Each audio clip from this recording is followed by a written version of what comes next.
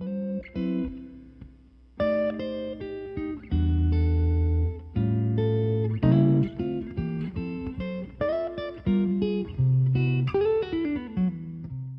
evening. The Ways and Means Committee decided to release Donald Trump's tax returns. And I guess the news cycle will be eating off that for the next few weeks or so until, I guess there's leaks. I haven't gotten more detail than that, just that headline. I know they've been trying to get his tax returns for a minute now, so he's been ducking and dodging, saying he's being audited and, he can't release them and one excuse after another. But finally, I guess it's going to happen. And I know the Republicans are not happy about it already. You're hearing little lobs talking about, okay, well, good. It's going to open it up. We're going to check Nancy Pelosi's tax returns, too, and see how many millions she's been hoarding away and all this and ducking and dodging. So there you go. There he is. There it is. Let the games begin. So, anywho, I was listening to Kanye West album, Donda, and that's 2 years old, almost 2 years old. It's over a year. It was a year in August 2021. So I didn't, time just goes by. I said the closing of this year. This year, it kind of flew too. It flew. You had some events. Obviously, the big war in Ukraine, Russia invading Ukraine. So the Brittany Griner situation. You can see how long that took, and that's February. So we ongoing situation with that until she got released, and we had to give a bad guy back to Russia, a weapon connoisseur, and it keeps going, it keeps going, it keeps going. The Republicans have won the House, as you know already. Big snowstorm over the holiday weekend, claiming a lot of lives up in Buffalo. And today here in DMV, it was mild. It was like 60 degrees. So 60 degrees, I'm sorry. So it was pretty nice, but it's kind of like, unseasonable, obviously, but it was manageable. So hopefully they can get some of that warm, get out of that freeze, and let's pray and hope there's no more discoveries of bodies or whatever. But from all reports, they feared that the death toll might rise. So brace yourself for that. It's horrible situation, but it's winter, and you have to make proper choices in winter, because you might, saying a lot of people in Buffalo probably saying, "Oh, we've been through this. This is nothing for us." But Mother Nature is Mother Nature, and you have to respect it. So make smarter choices. Don't put yourselves in harm's way, and do the best you can to stay safe and protect your family. Stay warm. Stock up on foods and goods and stuff like that you might need. Toiletries, water, something for an emergency in case you might have at least 3 days out with power, or maybe more if you can. That should be a reminder for people going into the winter, because we're getting ready to go into January, and it's probably going to be a pretty rough winter. So, especially on the East Coast, man, it can be dicey here. So, and everywhere, as you can see, all across the country, it can be rough during the winter time. So, let's hope that we can get through it and see spring right around the corner. We got another 3-4 months, so let's brace ourselves for the worst and prepare for the worst. And let's get through it together, help each other out, because stuff like this happens and people in dire needs and stuff like that. We have to extend our hand, man. We got to do the human thing and just help people out who need it. The ones who need it. So let's open our arms for people who might need that extra assistance just to get by a little bit. Maybe something, check on them, wellness checks. Don't be afraid to just say, "Are you doing okay?" It's a neighbor. Let's look out, for one another, and that makes the world better. You know what I'm saying? So let's do that. In other news, I like when they do that. They segue. In other news, I'm just tripping, man. But just a conversation piece today, just off the dome, freestyling.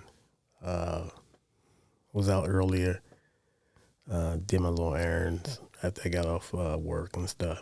So, I'm going expecting a little bit of rain tomorrow, 70% or so. So, I figure I'd get a jump on it, on a good day like today when it was mild and balmy outside and just get in and get out. So I was able to do that. And, I'm in the house. I'm chilling. I decided to get on. Just talk about nonsense. The internet space, it's internet, man. Everybody should be used to it now. But it's how you use it and how the social media, it's always how you use it, how you treat it. It can be nasty. It can be positive. It can be educational. It can be used very positive in a positive light. And, like anything else, you got to roll with the punches with it. So, a lot of banter back and forth. People on the internet, particularly YouTube, people be beefing and other platforms beefing. People go on to air out differences or just put people's business on Front Street, and people get offended. I saw earlier this morning Tory Lanez leaked jailhouse call to Kelsey, and that conversation I did peep that. And a lot of people were saying that he admitted to. He apologized, meaning that he admitted to. That's basically admitted his guilt. But I don't know. He was remorseful to Kelsey. It seemed like he was remorseful to the whole situation. Now he's coming off an alcohol stupor. So you in the public jail, man. You're having open lines and calls like that. You knew that was going to leak. You should have known. That's why I said he wasn't really. I don't know, man. People can still be in shock when that's a traumatic event. Somebody getting shot. So you got to look at it from all angles. Gun goes off, violence. People are not in their right frame of mind because they're inebriated and their alcohol is involved. People are in shock. It's a whole lot of mental impact that you have, that's infecting. When this violent stuff happens, people are still in shock, still trying to process it. So I don't know, man. He's been convicted. He's facing 22 years in jail, 3 counts of 3 felony counts. So,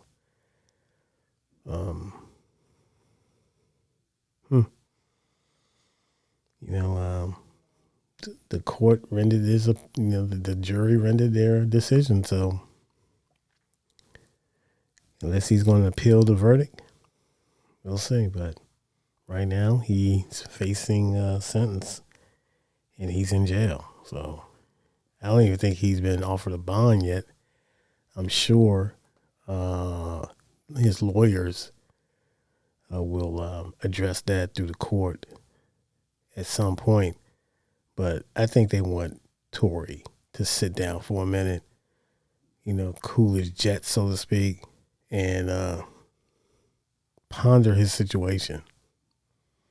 You know what I mean?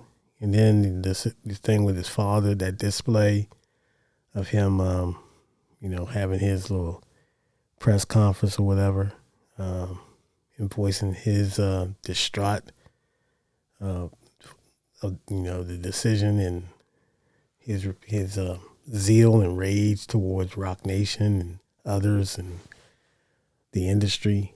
That didn't do him any favors as far as in the light of public in the court. I'm pretty sure they look at all that stuff.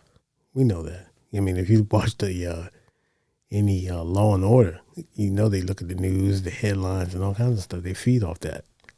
Any little particular information or evidence they can get to strengthen their case, they look at everything. So I understand why he was trying to, be a voice, and he was standing up for his son. So I get that part of it. At the same time, when you do that, especially when it's raw and right after a verdict and a conviction, your better judgment and your words and your visceral to other parties can come back and can be used against you, to put you in a situation where they're not going to do any favors for you. So when you put people on blast and you say things, yes, you have the freedom, you have the right to voice your speak, voice your opinion, but at the same time, you cannot control the narrative when people come to the ramifications of the backlash that boomerangs back your way. So it is what it is. And we all have to learn the hard way one time or another. And for me, in that situation, I think the Tory camp just kind of need to operate in a more effective manner legally, and not just through public opinion. Because I don't feel, just as far as taking the temperature of the whole situation, there's a lot of people that's for Tory Lanez, who backs him, and he has a lot of supporters. But I think it's shifting, not necessarily towards Megan. I mean, Megan has her people backing her, and but I think it's just Tory in this whole situation. I think people are starting, the pendulum is starting to kind of swing back, but we'll see. Right now he's in jail and facing a very long prison term. So I think everybody on his side needs to focus legally on what they can do to,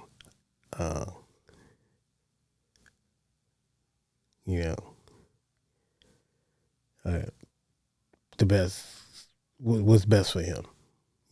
Either he's going to appeal and he might get off, or they present some type of evidence and that can probably lighten his sentence, if that makes sense. But that's neither here or there. But he's going to have to ride it out. And what Tory needs to do, like I said, he needs to get some help for his anger management and hit that law library and work on this case. So that's what he needs to do. And he seemed like a smart guy financially. I don't know how much. I'm sure the lawyer fees are affecting him. but we don't know if any type of fines going to happen in the sentencing and all kinds of stuff. So you got to brace yourself for the worst. There's no good way, pretty way to express that, because the state took up the case for Megan, and I'm sure they're going to want some retribution. So, along with a lengthy jail sentence. So, he's going to have to do what he's got to do. But anyways, Pelé, the great Pelé, the football player of the beautiful game.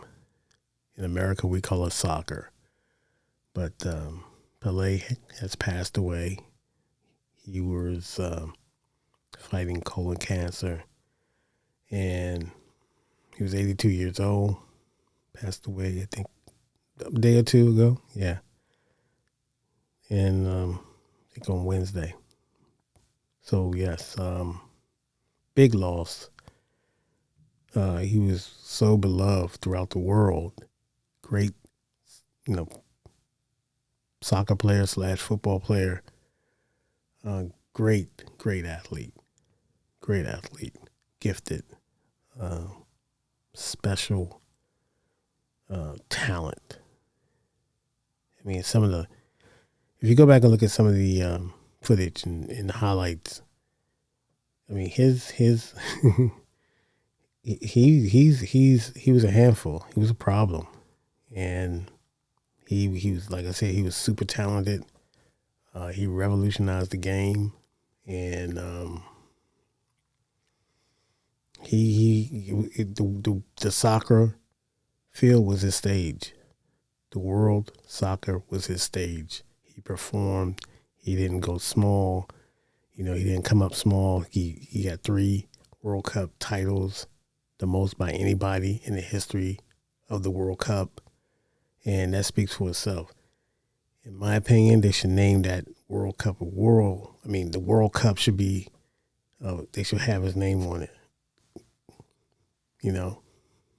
But that's just me. But anyway, rest in peace to the great Pelé, gentleman, diplomat, always professional, always engaging, just a leader, and just a credit to, Latin America, all people, especially people of color, to see someone who looks like them getting the accolades throughout the world without all the politics. But it was mostly, spoken when you speak about Pelé, you speak in reference to his athletic feats, and as a man, great humanitarian. So that's it for me. That's my time. I hope everyone have a great weekend. Take it easy.